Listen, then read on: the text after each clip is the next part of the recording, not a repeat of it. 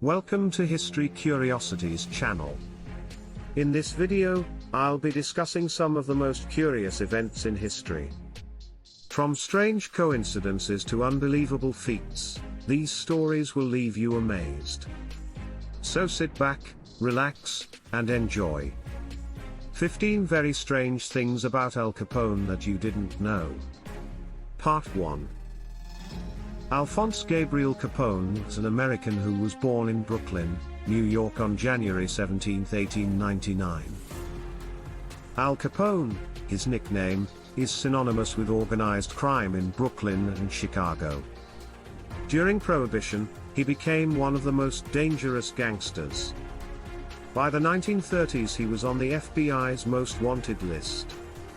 However, he had the affection of thousands of people and even the admiration of many rivals. He served time in prison and was released due to his deteriorating health, even though he had 2 years left to serve his sentence.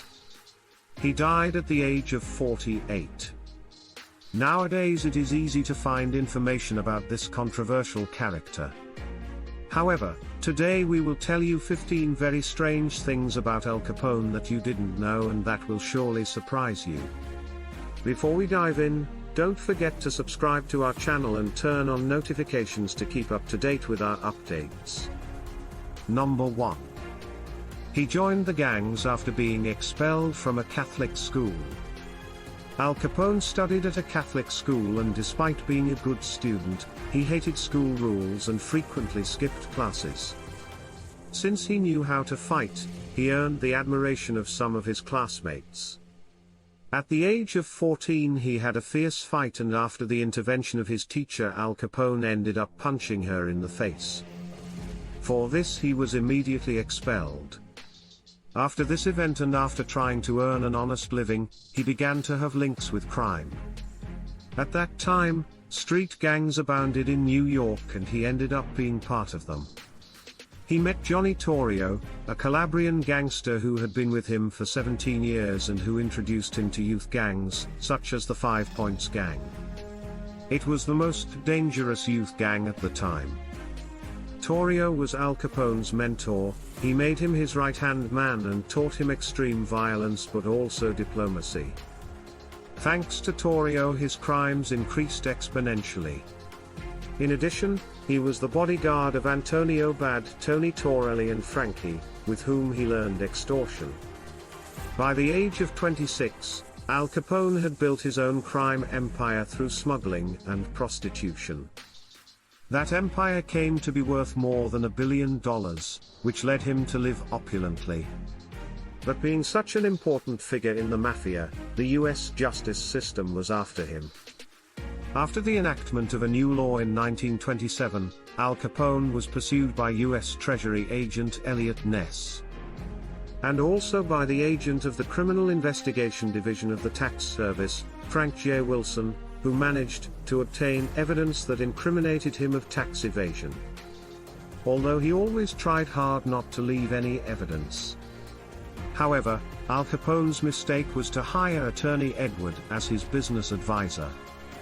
He was an undercover agent who provided US law enforcement with data about the accounting of his businesses. Number 2.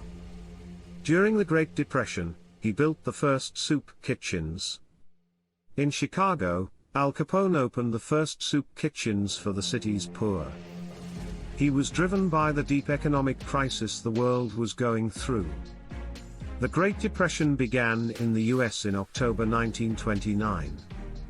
Companies had no way to sustain the costs of their production, nor how to pay wages, which caused the unemployment rate to rise from 3 to 25%. The state did not offer social assistance to the poor. Al Capone did philanthropic work by opening soup kitchens for the inhabitants of Chicago. They received soup, coffee, and donuts. Approximately 120,000 people benefited from these soup kitchens. On some occasions, Al Capone went to the soup kitchens and it is presumed that he did so because he wanted to see that the aid was reaching the people. And also, to receive thanks from the beneficiaries. This made many citizens love and admire him, and have a different image of gangsters. Although, he always made it clear that he could be kind but never weak. Number 3. The Capones were a respectable family. Al Capone was not born into a criminal family environment. After his arrival in the US, his parents settled in Brooklyn near the Navy Yard. They started working honestly, they were very law-abiding. Al Capone's father was a very educated man who could write, read, and had some command of English. He owned a barber shop that he managed to open after resigning from the store where he worked. He always encouraged study in each of his children. His mother was a woman dedicated to her family and to sewing.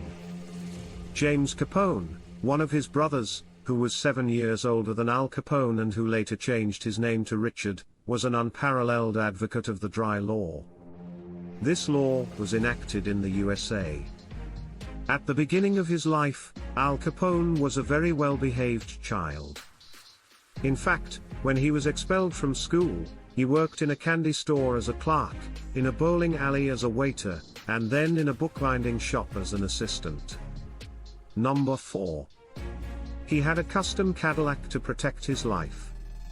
Al Capone was a man who liked to look good, and so he spent a lot of money on suits. They were imported from Italy, and if he invested so much in his suits, it was not for a bullet to pierce them easily. So he acquired a 1928 Cadillac Model 8 exclusively for him. A very luxurious car that would combine perfectly with the elegance of his suits. The vehicle was fully armored, as much as a war tank would be. It had about 3,000 pounds of steel plates. In addition, the windows had a bulletproof glass. In the rear of the Cadillac, it had holes that from inside the vehicle allowed counterattack if necessary. This Cadillac was one of the properties seized by the authorities from Al Capone. The vehicle was auctioned in 2012 for $341,000. Number 5. His net worth is valued at $1.3 billion. More than 600 mobsters were under Al Capone's control, and they all helped him take care of his business and increase his net worth. Today, it is worth approximately $1.3 billion. Al Capone indulged in his luxuries in suits and automobiles and was not shy to show that he was a man of great wealth. His suits were extremely flashy. He had a particular obsession with jewelry. He also spent a great deal of money on the finest cigars. He indulged the tastes of those who visited him in his Miami mansion. Property that was sold in 2016 for an amount of $7.43 million. It is believed that because of his illicit business dealings and tax evasion, he was never out of cash. Some categorize him as the Jeff Bezos of crime. Number 6. Al Capone bribed police, lawyers, judges, and politicians. In order to gain control of organized crime in Chicago, it was not only necessary to neutralize enemies. It also required the collaboration of police officers. He also bought off lawyers and politicians, so that his trusted men would not be jailed and could continue to operate while he was in prison. Al Capone spent millions of dollars every year to bribe them. So much for the first part of this video. Al Capone was one of those criminal figures who showed a common duality, cruelty, and philanthropy. Without a doubt, he is an icon of American and world mafia history. We hope you found this video useful. If you have anything to add, please share it with us in the comments section. Like this video and send the link to your family members and best friends, so they also know about. These are 15 very weird things about Al Capone. Part 1. If you are new to our channel, don't forget to subscribe. Thanks for watching. We'll be back soon with more curiosities from history.